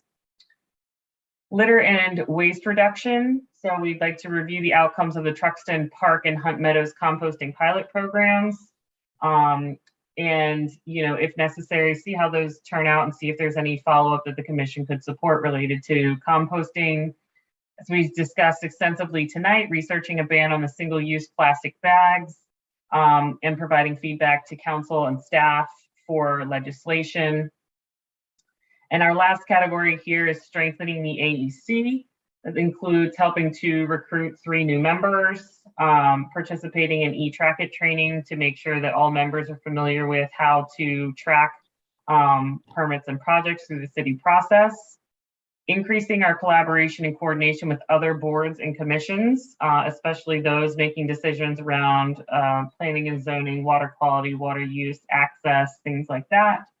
And this is one that was added by one of our members, which was interesting and applies beyond our board, but something worth discussing with city staff is to explore a pilot program to see if providing financial support could help increase the equity and representation on city boards and commissions in underrepresented wards, as well as making targeted investments for environmental projects in those areas. So With that, Mr. Chair, I will put forward these priorities for discussion and the commission's consideration. Okay, and so we go ahead, Jeremy.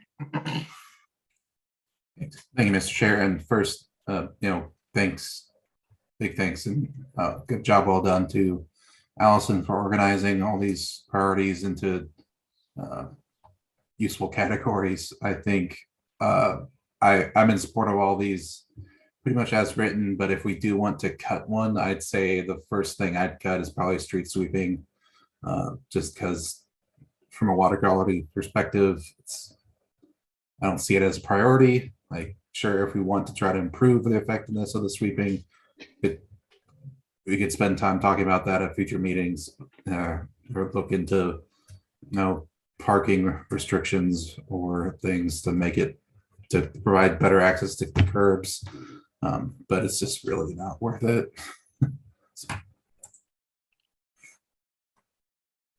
All right.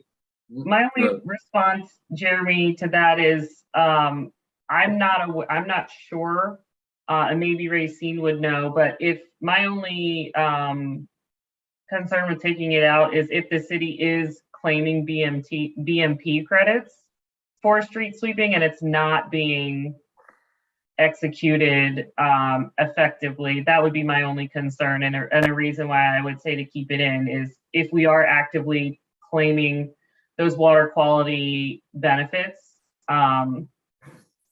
making sure that those benefits are actually being realized if they're being included in the city's watershed implementation plans. I don't know, Racine, do you know?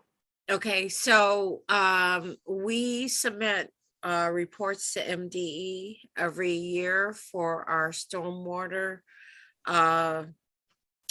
permit, and I am not sure what is done at this point as far as street sweeping. I don't have an answer for street sweeping. Okay. Right. I can check into it for you and get back to you. We've reported to MDE about street sweeping, but I don't know what was reported. Okay, thank you, Racine, and thank you, everyone. Go ahead, Paul. A bit of, I'll call it institutional knowledge, having,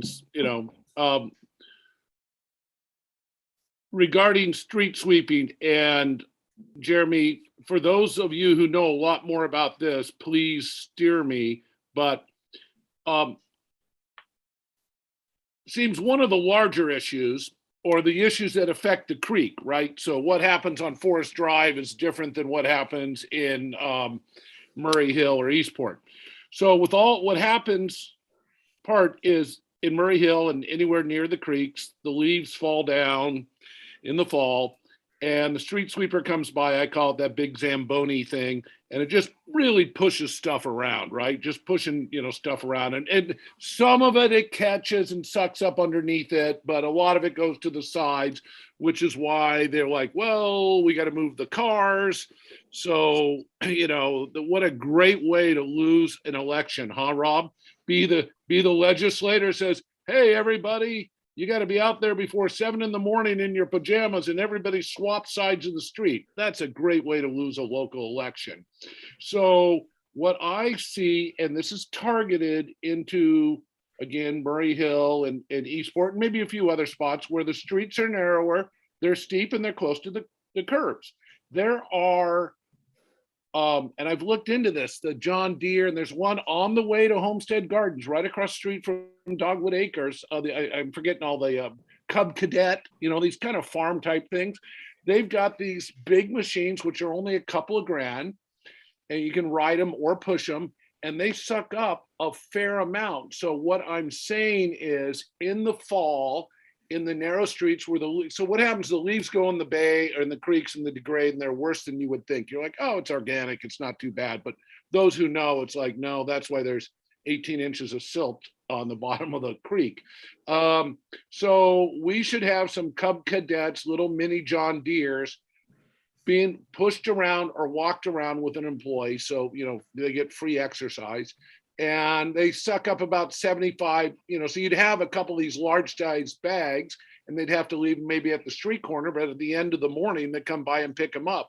But that's a way to get the leaves out of the creeks, and they've got a long hose so they can suck around cars. They're not going to get every single leaf, but they're going to get a lot of them. And that seems like a lot better way than trying to get a bunch of affluent citizens in their pajamas swapping sides with a car. Okay, thank you, Mr. Sides Murphy. of the street, so. Yeah. So Okay. we looked into that, and it's the things are not expensive, and you only need a couple of them, and they probably have other uses for the city. Like after the football game, they can go suck up all of Bill O'Leary's candy wrappers he throws around at the football games. So. Gotcha. All right, we got about 10 minutes left. Thank you, Mr. Murphy, and go ahead, Mr. Alderman Savage. Thank you, Mr. Chair. Yeah, I just wanted to just compliment the commission members who put this together. It's a great list. And, a lot of new things. There are some things I had on my list, and I know so great work on this. And I know I never.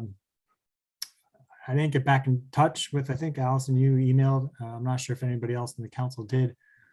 So I'm not going to opine on things because I think everything's great on this list. But perhaps just throw out a couple of other things you may want to consider if you're still looking to possibly add things. And before I do that, just on the street sweeping. So I think that's related to the overall update that is needed on the whole WIP compliance and TMDL progress is where the city is, because then some jurisdictions over rely on street sweeping, and I don't think that's the best approach. I'm not entirely sure what approach we've been taking, because we haven't been able to get much in the ground. We haven't been able to get anything in the ground. So I think that definitely needs more attention. So in terms of just some other ideas to throw out there, just things I've had on my list. These aren't necessarily, I haven't put together my short list, and I'll certainly be looking at your list when I put mine together. I think it's good that we have things that were the same messaging. It's certainly good to emphasize points. But so real quick on other ideas, we've got this may not be best for legislation, but maybe I don't know if Elvia is still on the call, but having something like a carbon-free day downtown or in West Annapolis or even Eastport. And another thing would be a ban on any new gas stations from our zoning code, streamlining process for the restoration projects, potential ban on gas-powered leaf blowers. A lot of people have requested that. Updating the flood zone, floodplain regulations in terms of new development, whether or not that should be allowed in the floodplain, and if so, what restrictions would be placed on them. Some kind of climate resilience factor to consider in the adequate public facility ordinance. Let's see how to deal with some of these old grandfathered projects, development projects that have no stormwater management. How do we get them to actually install stormwater management? Do we do that with an incentive, or carrot or the stick, as I think Paul would say? A couple of other ideas would be fossil fuel. Looking to get any kind of fossil fuel-based companies out of the city pension plan. So defund that as far as fossil fuels. And also lastly, look at possibly an impervious surface cap in the city, if not perhaps in certain areas. So regardless of what you put in your final report, my last suggestion would be just to maybe schedule with the council, Takia Green, or you can just contact me about presenting this to the entire council in some capacity, either at a regular council meeting or a work session. The Transportation Commission presented their recommendation on fare free transit to the entire council. And I think that was really helpful to, so, you know, and certainly I think that the commission might want to discuss whether or not you want to go through the whole list or just pick a few. There's certainly benefits to doing either approach. Are there funds available through the city to help us or pay for some type of work session? And I'm only asking that because I was also thinking about hosting a work session with all the women and men or any other city management staff, like in December, where it would be not only just AEC, but also AEC and Environmental Matters coming together to host a training / work session with aldermen and city managers to tackle some of our environmental challenges and priorities. BMPs and that type of thing, just sharing resources. Honestly, I've never seen anything like it. I think that it would be really cool to get everybody in one room, honestly, myself, for something like that. I think December may be far enough out to plan it out, maybe. But are there, I mean, you've hosted similar type things. How do you go about maybe getting funding or for, you know, renting a room or renting a space and paying for lunch and stuff like that? Yeah, well, I think that's a great idea. And as far as funding, you know, I think we could certainly find a free place for you, for us. And as far as food, you know, we might be able to track something down internal to the city that might be able to help deal with that. I'd have to, yeah, I don't think that'd be a problem. Yeah, well, we can talk about that, me and you, on having Yeah, some coffee or something, or at a swim class. yeah, totally. Okay. What else was I gonna say? Something else. Okay, so Vice Chair, do you think we want to vote on the acceptance of these priorities tonight, or do we want to put it off? Yeah, so well, my recommendation would be, based on the conversation we have tonight, is to remove the street sweeping priority. We have in here pending the stormwater fee report review. And as Alderman Savage mentioned, I think that can be part of our larger review with respect to how those watershed restoration funds are being expended. And it sounds like that one needs a little bit more work with respect to what people think the actual solutions are.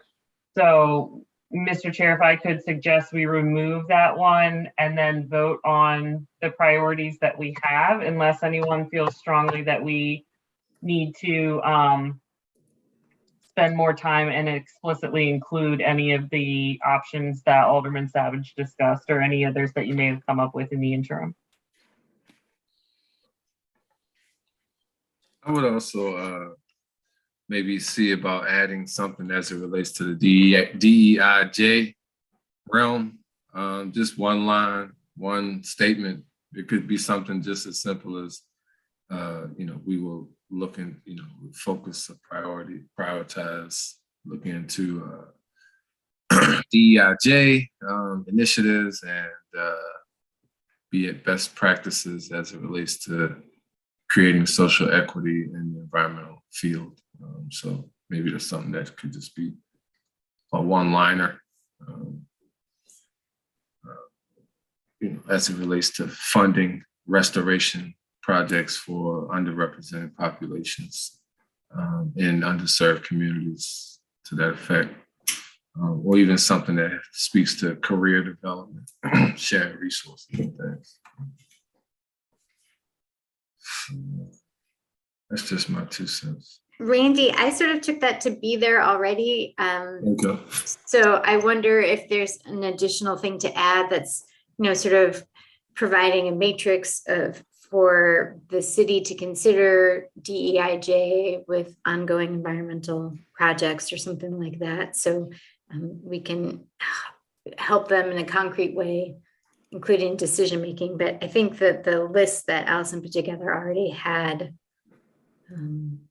our memo and DEIJ priorities referenced. Cool. Thank you, Allison. You took all of our notes from multiple years and made them really coherent and cohesive. Yes, I yes. appreciate the work that you put into it. And I would just say, maybe to get to Rob's list, one thing we could do is add one more bullet that says, sort of support upcoming priorities of the Environmental Matters Committee. And in that way, we don't slow down us voting on this and turning it in because we're overdue. And but we could, sort of leave the door open to shift gears as specific priorities come out of the Environmental Matters Committee and others. Good. All righty. Well, it is 8:58, and I think the only thing on our agenda left was the recruitment of new members. Oh, I think we still need I think Allison had a vote. She needs a second. I second. I second approving the memo with the changes described. Allison, including adding an additional bullet about DEIJ, one about environmental matters, and removing the street sweeping. Does that capture it? Got it. Now, do we want to put on there as a priority to have one annual AEC sit down working session like how we were talking about? Do we want to make that an annual priority, or do we want to just leave that out, you think? Let's try to make it happen this year and then go from there if we can make it an annual. Gotcha. Yeah, let's see what unfolds, and before Gotcha. we make it, decide what we need to do. Let's see what happens. Sounds good. Yeah, this is Bill. I was going to say that we should wait and incorporate some of Rob's priorities. I was struggling to take notes, but there were some really good ideas there, and smarter than me. So I like her suggestion there.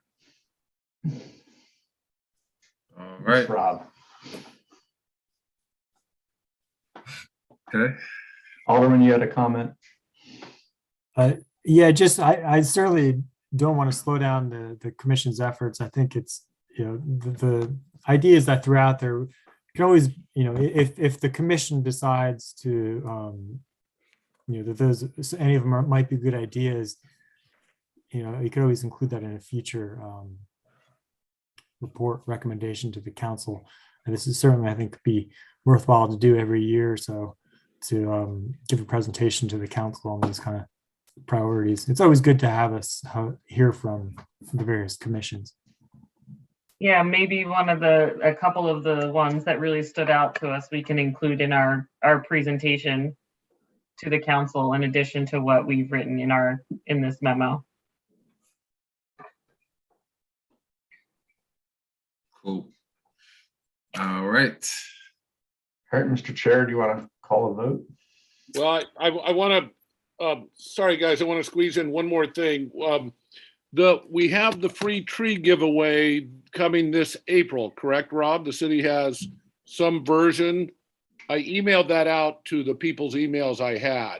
There's a tree giveaway in April, and maybe they've extended it. It's not one day where you have to pick it up. Maybe they just said it's available. You can stop by. But so Rob, you're roughly aware of that, correct?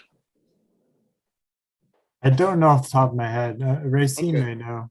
Okay, well, I found it on the city website the other day, so I believe it to be current and accurate. So for us, I want more community engagement, I want bottom up, not top down.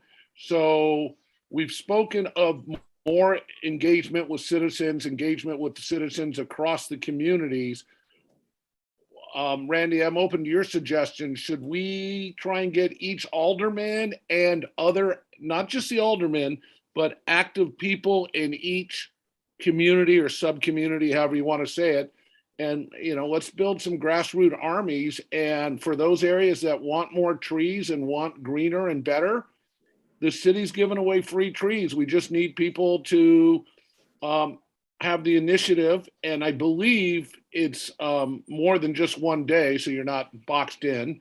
You can pick them up and there's trees to plant. So a lot of this, not a lot, but of all the things we talk about, some of these things, including more trees for the citizens, the city's given us this stuff already. We just need to execute. Well, like I said before, I think that the challenge in some of our more underserved communities is, that they don't have the whereabout or capacity, I think, to just go out and plant trees on their own, or necessarily just in their communities, because they have different public housing constrictions of where you can plant trees at. But for residential, more suburbs areas in the city, I think it's a great idea. I think in underserved communities, we're looking to more so pay volunteers to plant trees only. Those are the type of initiatives that are considered best management practices in low-income communities. But outside of that realm, some of the more suburban or residential communities, I think that's a more pivotal. The city's given us trees. Rob's got a budget to adhere to. I don't know where they're going to get more money to pay for people. It would be great to see, and you bootstrap, right? There's a couple of motivated people. Maybe there can be some extra credit for whatever school or any organizations they're in, but the trees are free. I'm sure we could organize something where the trees are delivered to that community and planting in themselves. We can spin all sorts of different stories, but there'd be some pride of ownership in there. And it's like, oh, I planted that tree 3 years later. Look how big it is. So I'm just saying the city's giving us free trees. They're giving us 2/3 of the process or whatever. I want to be a bottom-up guy. I'd like to see the communities jump on that opportunity. Paul, can I ask if this priority that's in here covers what you're looking for? It says work with Conservancy Board and representatives in wards with high canopy loss to identify opportunities for reforestation, prioritize project leadership by and contracting with members of the communities where the project will take place. Sounds perfect. And the only reason I'm doing this at 9 o'clock is this is the March meeting, and the tree giveaway typically was in April, right? So, we put something down for a year and it sits there and it shows up for a couple of years, but we're in the next month of when those trees were given away. As I said, they may have made it more flexible, like you can pick them up in a broader window, but springtime's a time to plant a tree and let it be as big and strong as it can by the colds of December. So I think you're perfect on that, Allison. I'm just saying the time to do this, like to walk the walk, is in the next 45 days. So if you have any questions about something like that, you can contact the urban forester, Brian Adams, and Okay. he can answer questions for something like that. But the city of Annapolis is also working with the Watershed Stewards Academy on Replant Annapolis, where we're training people on where to plant, how to plant, the good, what it takes to plant a tree. But if you have any questions, it would be Brian Adams. And maybe this opportunity, Paul, where they could give me some trees and I can take them and facilitate plantings in some of our. That's what I mean. And I spoke to, I think, Phil Turner. No, Phil, somebody who knows your brother a little better. And Randy, help me out. Who was the man of the cloth who was doing a good job a couple of years ago and I guess is on to different projects or maybe out of the area? What was that, his name? You're talking about Pastor Reverend Calhoun. Calhoun. I keep thinking Raphael Warnenek, but I knew that was wrong. Reverend Calhoun. Yeah. So yes, Randy, that's what I love, the city to put trees at different communities and local people, they're the lieutenant for the area or the point of contact. And I want to see, back to I'd like to see more vegetable gardens in the town. But to get the locals to plant the trees, and I know there's some motivation issues, but it's one day. And unlike a vegetable, the nice thing is when you put a tree in the ground, you look at it that afternoon, you're like, holy cow, I got a 4-foot tree. For a vegetable, you got to wait 60 days before you see anything. Well, I know you didn't join this commission to talk about safety, but there's also a public safety issue. You didn't see recently, with the kids being shot, and so that's a. I think a better environment, that 1,000 broken glass or whatever that there is. I believe in that. Yeah. Elvia, did you have something? Yeah, so you made the mistake of leaving me on the call, so That wasn't a mistake. I've got to say something. So I have a part-time gig with Watershed Stewards. And so of course that includes Replant Annapolis. But what I want to say is it's not just planting trees, Paul. It has to be the right tree in the right place. Back to what Racine said, that people have to understand, you just can't, plug a tree into the ground anywhere. Otherwise, you're going to end up with a lot of dead trees. And people also have to commit to maintaining those trees for several years until they really get established. I wish it were that simple, but it's not. And when the city really gets into Replant Annapolis, then that's where all this is going to really, move. Because then people will know what they're doing. I think Replant Annapolis's biggest potential could lie in residential support, since residential areas is deemed to be kind of ground zero for tree removal. That may be ground zero for tree restoration. And Replant Anne Arundel is has been brilliant at making those connections with residents and getting trees in the ground in residential homeowners' properties. And I only know that because I facilitated the first ever minority-owned bid for Replant Anne Arundel, and that was what led me to introduce the partners in the city with WSA to introduce Replant Annapolis. And the first tree trooper training of this year starts a week from today, and anybody can sign up. Yeah, and that's my overall point. Spring is coming. So this is the time to do it. I don't want more ink on paper saying, here's another thing we're working on. This is the time, I'm going to say it again, walk the walk. Elvia, I looked up Free Trees Annapolis. It's all the things you would approve of. These are not the wrong type of trees. They're native and all that. So it's on the city website. I just Googled free trees for Annapolis citizens and it popped right up. And I know I'm repeating myself, but this is something we can actually do in the next 45 days instead of just talking about things and setting goals.